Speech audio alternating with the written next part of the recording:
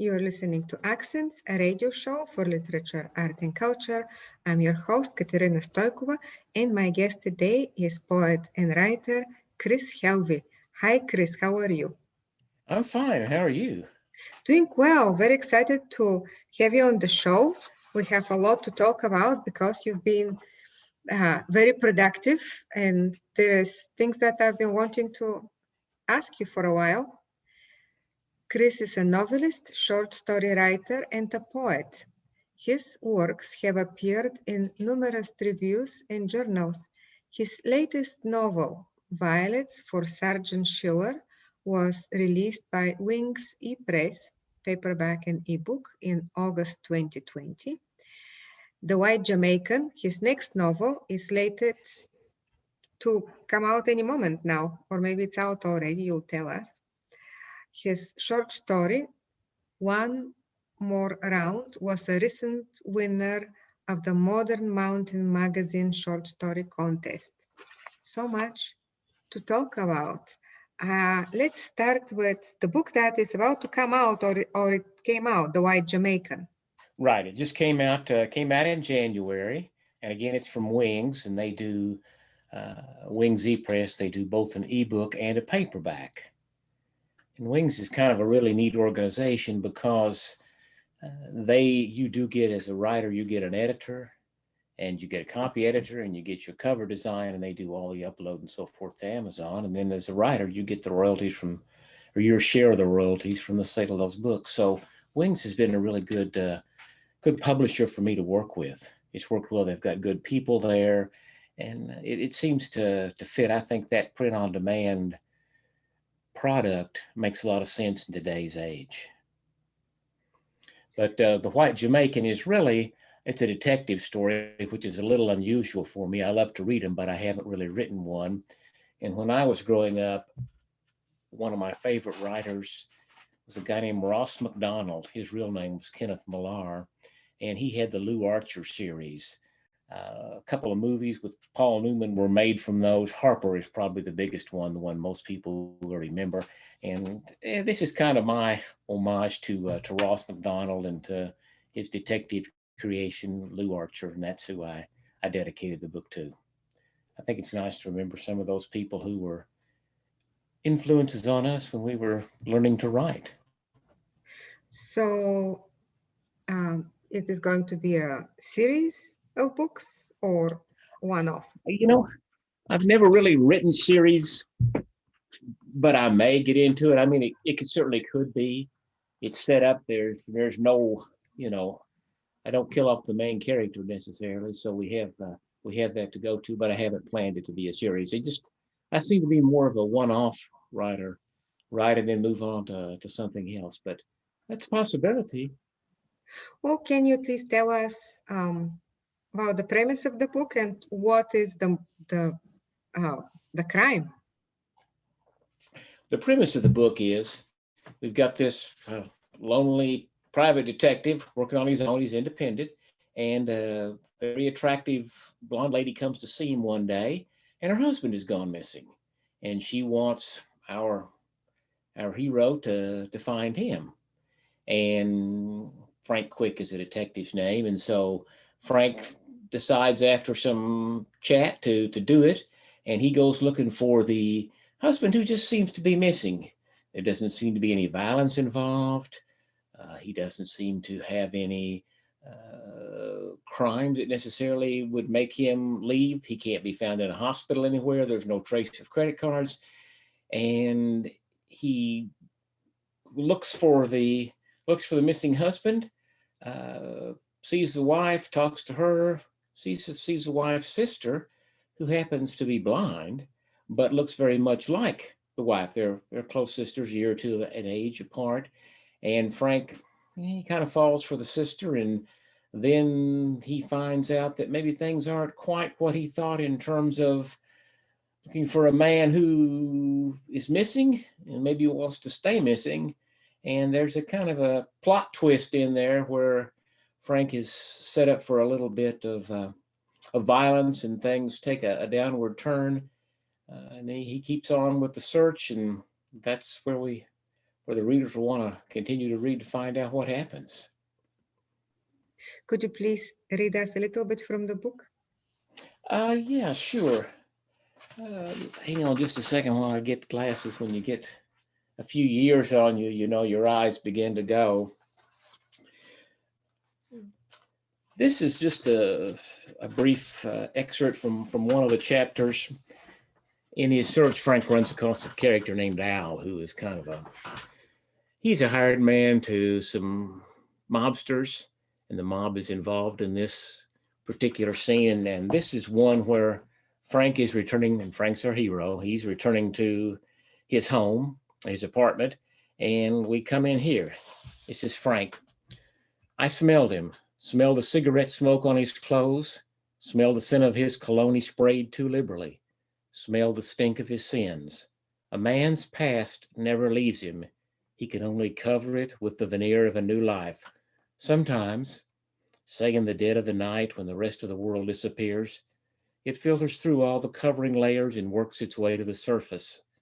Al sat with his flat face and lean body in my easy chair in my living room. He sat there unbidden and unwelcome. A .38 dangled from his hand, metal gleaming dully in the weak light from the single-shaded 40-watt bulb glowing in my mother's favorite brass lamp. An aura of death and moral filth pressed upon him, fitting him tighter than his black trousers. I was somewhat familiar with the condition, having experienced a time or two myself. Halfway across the room, I stopped and slid the key back in my pocket. I longed for my gun, but it was in the drawer of my nightstand. Probably better, on second thought, that I didn't have it. Al wouldn't hesitate. He lived too long in a very tough world to let the idea of shooting some run-of-the-mill private investigator bother him. I carefully turned my head to look at the Seth Thomas on my cracked marble mantel, 1217. One more day in the bank. I gave Al a long, hard look. His flat face conveyed nothing. Only his flat-back black eyes were alive, moving from side to side, checking the periphery, letting nothing slide by. They didn't give a thing away, and they didn't miss anything either. And now will figure more prominently in the story when it takes a turn on a visit Frank makes to Jamaica. And the title, The White Jamaican, came because Frank was looking for the missing husband, and he goes to these bars, and one of them was kind of a bar that featured reggae music, and they were having a Bob Marley festival, and Frank kind of was, just kind of feeling the music and dancing around. And so he gets to talking, and somebody says, you really like this? And he says, yeah, I'm so good they call me the White Jamaican. And so that's where the title comes from.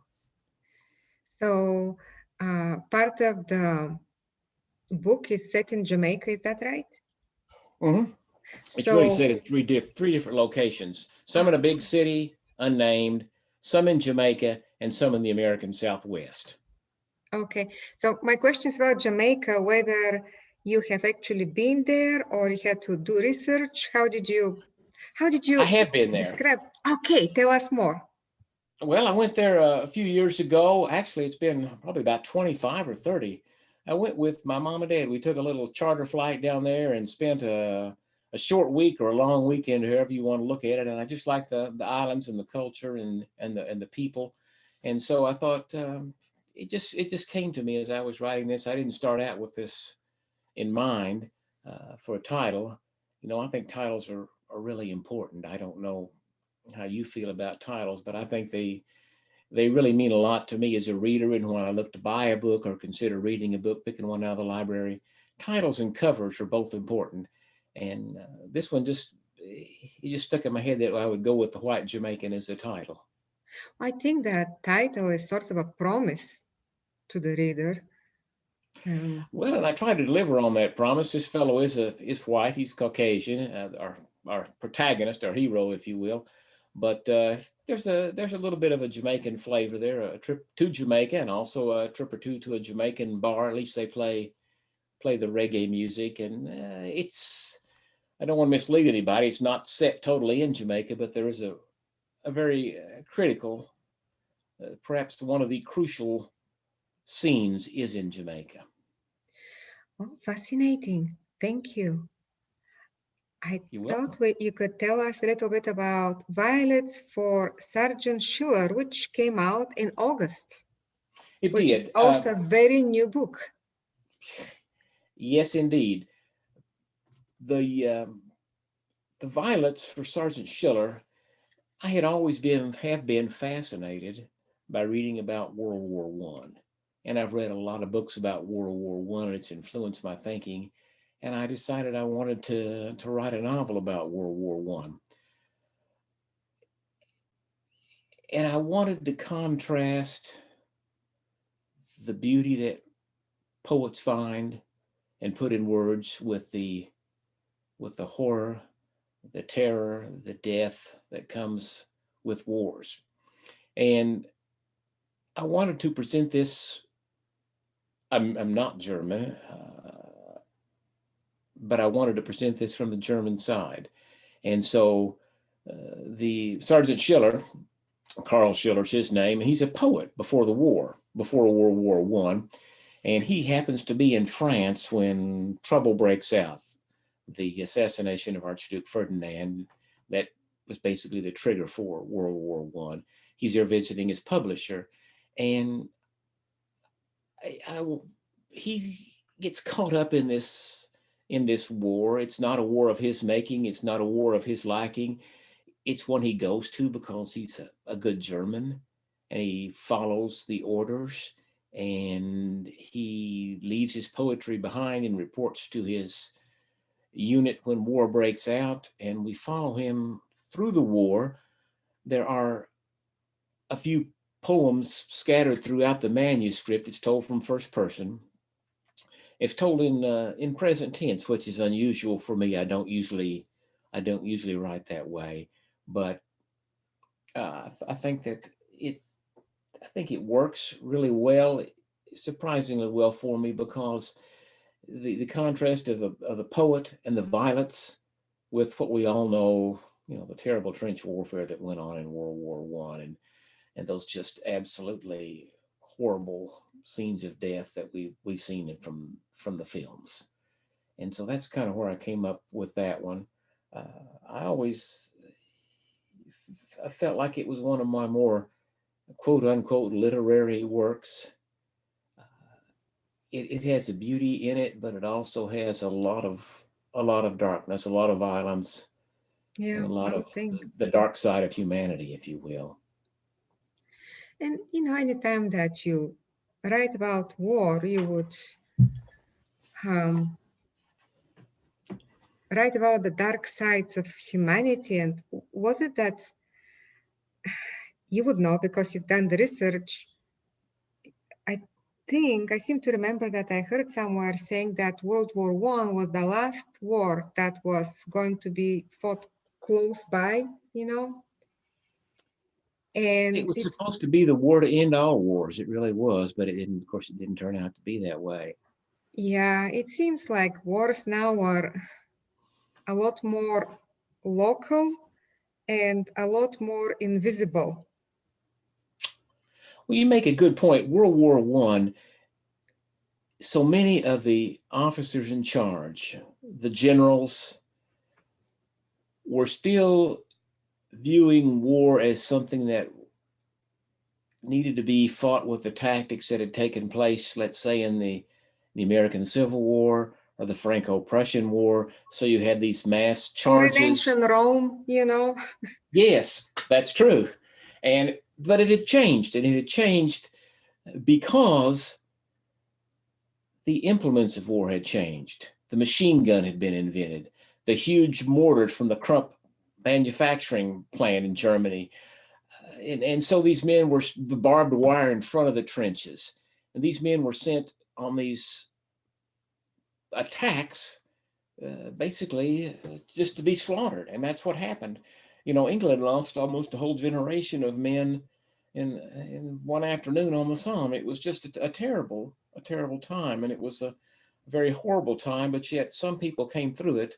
I don't imagine anybody came through it unchanged. And certainly Carl Schiller, our German poet, did not come through it unchanged. He's not the same man he was at the end that he was at the beginning. Did you include any poetry in the book? Yes, there are a few poems scattered throughout, and you can see that he tried to keep up with his poetry as he went along and crossed first through Belgium and then into France.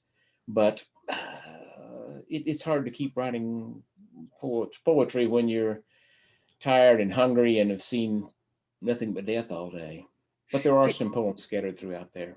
Did his poetry change too? Like he changed? I think so. I Yeah, think I it would took on a imagine. darker element, and we Yeah. don't see his poetry pre-war. So what we see is from the very beginning and then on in through the war. So a change is probably not as evident as it would be had I included some from his pre-war days. But yes, it did change. You're right. Would you kindly read us from that book too? Okay. This is Violets for Sergeant Schiller. And let's see what we can do. I always liked, I think it reads well and gives you a sense of the book and a sense of what I was trying to get to with the opening chapter. And I'll read a few lines or a few paragraphs from that. Chapter 1, the Plaza de la Enfance. I am strolling across the Plaza de la Enfance. The sun blazes in a cloudless sky while a band plays a martial tune at the corner.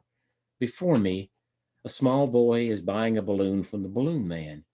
He buys a red one, the color of fresh blood, then turns and runs back to an old woman in black who leans on her cane.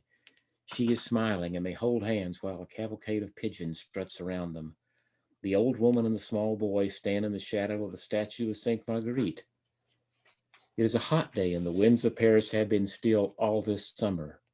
Under my hat I am sweating, and suddenly a longing to be strolling among the thick forest of Bavaria rushes through me. But I have business to attend to before I can go home.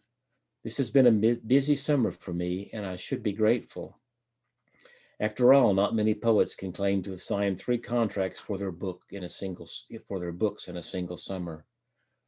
Over the years, I have noticed that life seems to come at once in cycles, or tides, if you will. The tides are coming in now for Karl Ernst Schiller, and gratitude would be appropriate. Yet I am tired and lonely and long for home.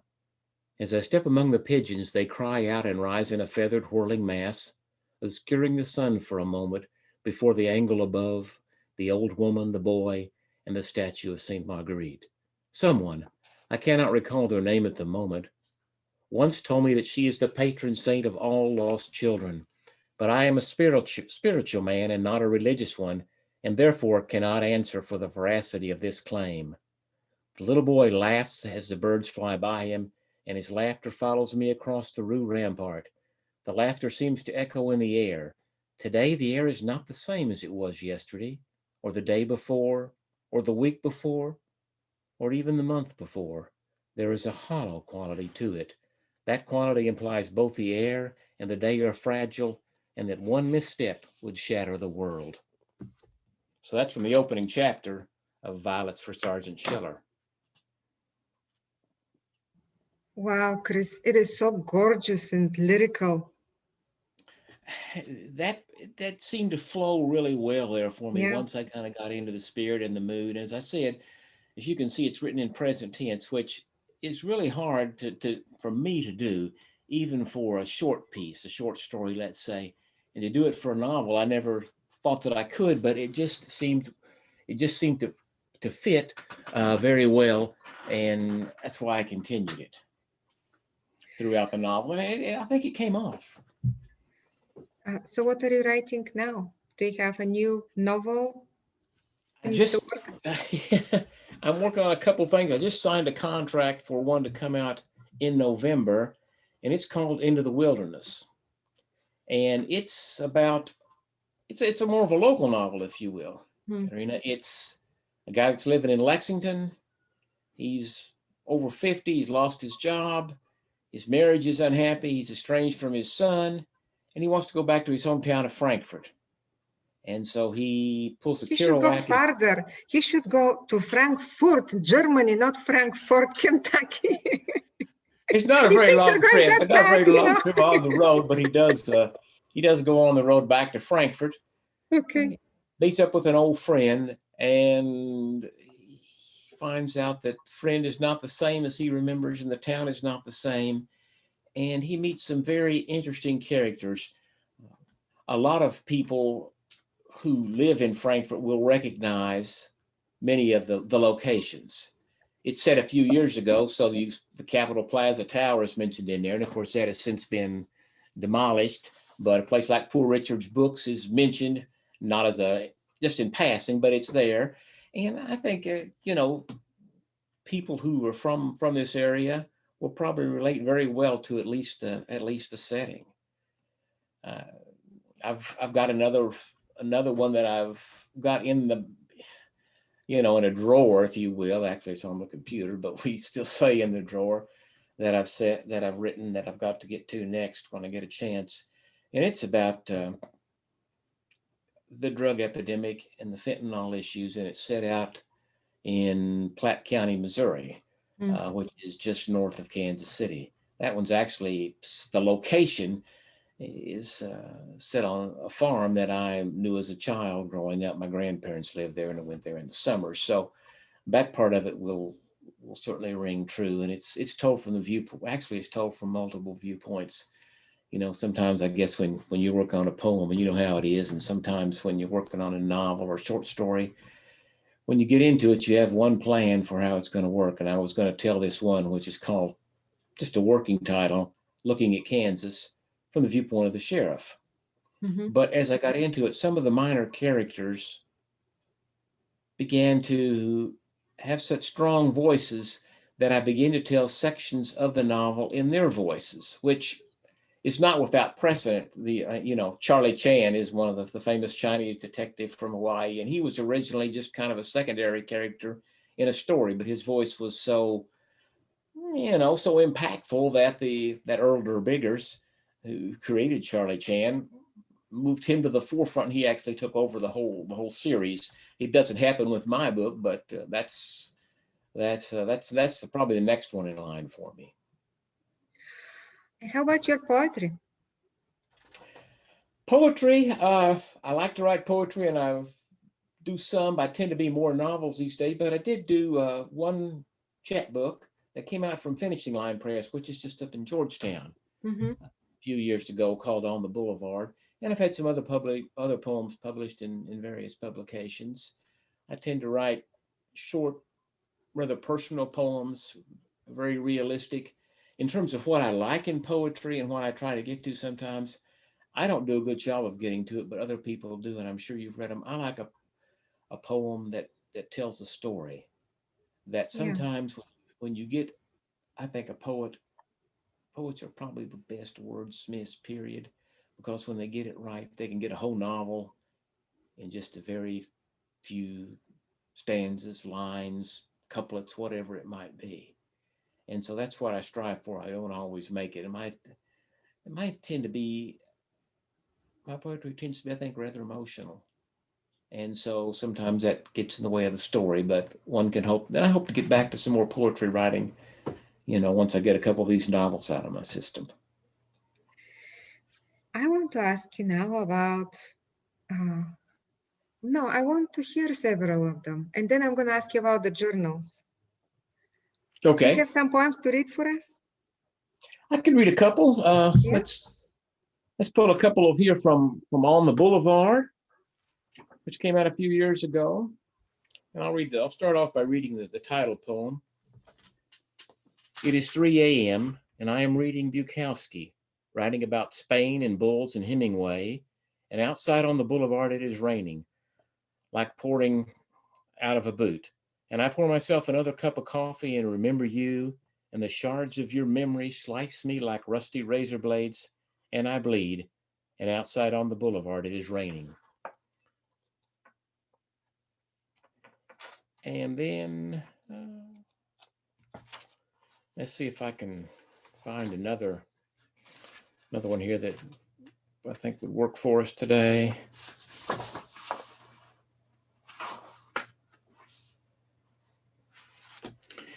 This one's called Missouri Nocturne 1959. And it's really written about my father. So this one is very much a very, very personal poem. And it's one that has always meant a lot to me. I can still remember very clearly, and this goes back over 60 years, sitting on a front porch in a small town, Crane, Missouri. The population was 996, and late before we went to bed, kind of getting the kids ready for bed, Dad would take us out on the front porch and he'd talk to us and read a little to us and sing a little to us. And so we'll talk about a couple of those little songs he sang are mentioned in this poem. Missouri Nocturne 1959. Evening is settling into a purple stillness. Fireflies dance across the mysterious dark. Whippoorwills call from redolent lilacs. A man sits, tired yet satisfied. His son crawls at his feet. The man sings broken lines welcoming night. Mine eyes have seen the glory, and way down in Missouri. His son pauses, listens in the gauzy tranquility. Words in man, etching immutable hieroglyphics. Truths chronicled for yet another lifetime. So that's kind of my way of remembering my dad. He used to sing, "Mine eyes have seen the glory," and an old, what you would call it, I guess a song that was,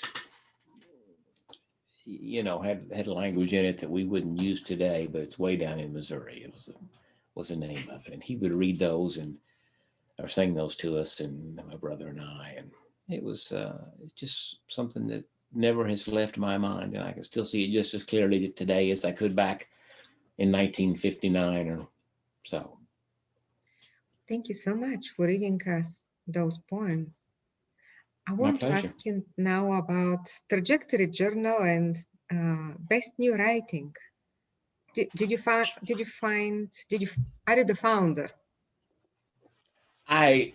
Let's talk about Best New Writing first. That Okay. one is actually founded by a guy named Christopher Clem out of New Jersey, and Hopewell, New Jersey. And I met him when we were in the MFA in writing program at Spalding. Yeah, I've met him there too. He's a fantastic guy.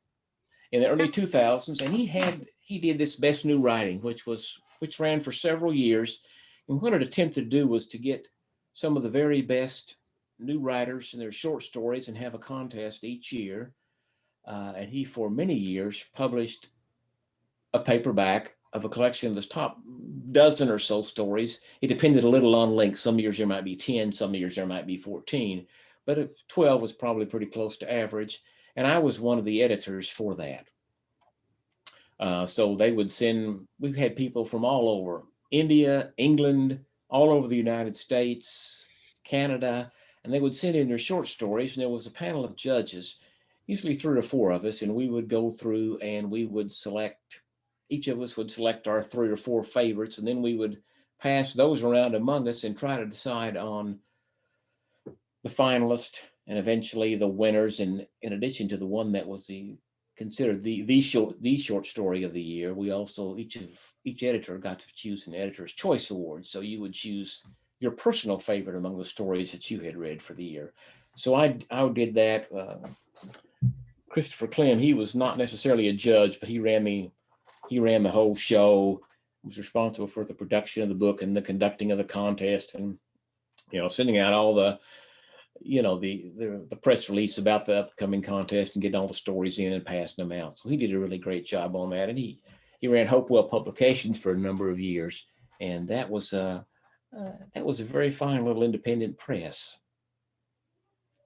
So that's where that. Now, as far as Trajectory, that is one that I started and served as publisher and editor for over 10 years. We've just done our 21st issue, and I've suspended publication for a while because I need to get to some writing projects.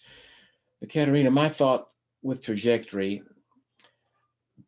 being a little older writer, I found that many MFA programs, not so much limited residencies like Spalding's, but some of those at the other universities and colleges, have younger students who serve as readers for those publications, and they have a younger ear, if you will. So what a person my age or within 20 years of my age, either way, might write and read and enjoy reading would not necessarily appeal to them. And I wanted to give a voice to those of us who are beyond the first bloom of youth and are trying to get our work out there. And that's what we wanted to do. Trajectory published short stories, poems, occasional creative nonfiction piece, a couple of book reviews, memoir pieces. I didn't have anything set in mind. I conducted a couple of fiction contests and a poetry contest or two, and I had some really good work sent in to me. Some of the poetry was absolutely fantastic. There's some amazing poets out there that are absolutely underread. And I got some really good short stories too. But of the two, I would say that I got more good poems than I did good short stories. And the poetry was always, I felt, very, very strong in those issues. And we did, as I said, 21 of those, 2 a year for 10 years. And I didn't really want to make a profit out of it, and I did a dang good job of that. It ended up each issue as the cost began to mount. The printing cost went up, the paper costs went up, advertising certainly went up, postage has gone up, and so at first beginning to break even the last couple of years, well, I was contributing to the cause, and so that was one of the reasons. But the other reason was I just simply wanted to find more time for my work. So I've suspended it for a while. I might bring it back. I do have a Trajectory Journal website online that people can look at that has a lot of, it's got all the back issues you can order if you want those, but it's got some really good, again, I stole Christopher Clem's words there, an editor's choice, as far as some poems and short stories that I thought were really strong that are still on the website today. And that's a still active website. But Trajectory was a great experience. And I know you may have experienced the same thing as you've done your work in the literary field, but met some absolutely wonderful people. Some writers that have become very good friends, not only what I would call literary friends, but true friends. And so you never know where those literary friendships, connections lead to. And they've led to a number of opportunities for me, and I'm grateful for that. And Trajectory was really, I guess it was a labor of love. Well, anybody who has run a magazine, literary magazine for over 20 years, 2 issues a year, has my undying respect. Well, it was fun, and it was a lot of work, but it was work that I felt was important, because, as Absolutely. I said, I think it's important to get those different voices out there. Nothing away from James Patterson, Stephen King, or any of those very successful writers, but there are a lot of other people who can write and who have a different look on the world and a different way of sharing their world. And I wanted to get those mature voices, if you will, out there. I never checked anybody's age, so there were some of them were, I'm sure, fairly young writers, but a lot of them were, you could just tell from their bios they had taught for 20 years here, or they had retired there, and it turned out to be really all I hoped for. Never did quite get all the subscribers I wanted, but that was okay, because I had to mail out all those issues by hand. And my staff, my wife did help me with some of the. She was kind of like the second set of eyes on the editing part of it, and I had some really good people that worked with me. But it was a lot of, it's, as you know from your own work, very labor intensive. Yes, I do. I have one more question for you, Chris. Sure. And that is, you serve as a writing coach, and there is a question I ask all my guests who teach creative writing or lead workshops, and that is, what is the most important thing you teach your students? If you want them to remember one thing from your class or your workshop, what is it?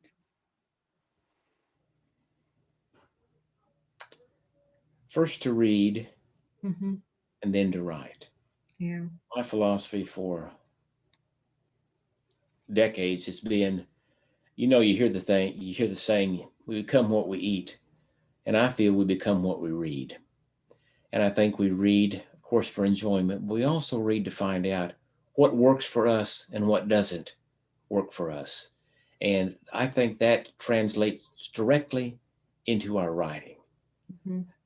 I've learned that I wouldn't be worth a darn as writing romance. Comedy is incredibly hard to write. I'm not any good at that, but you just have to write and you have to submit. And in the writing process, every stage is important, but I think you have to realize that the real writing comes in those second, third, fourth, fifth, sixth, however many edits. That's when you really polish the piece. You got to get the first one down, that's true, but then you have to edit it and edit it again and again and again.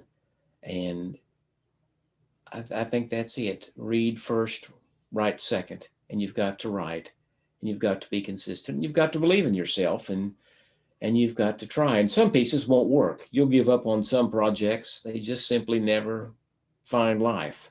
And others will take off and surprise the heck out of you. A short story turns into a 300-page novel before you know it. And sometimes it's the other way. A novel turns into, and I've had that, into a novella, if you will. Something I'd planned to write 60,000 words on, barely made it to 30, but it seemed full and complete and a set piece in and of itself. So I just left it there. Thank you so much, Chris. Thank you so much for having me. Good luck with all you do, with all the writing, all the poems, all the short stories, all the novellas. Good luck with reading, writing, persisting, and come back anytime. We'll talk more when you have more Very good, and the literary best to news. you. Thank you Yeah. so much. Bye-bye. Bye.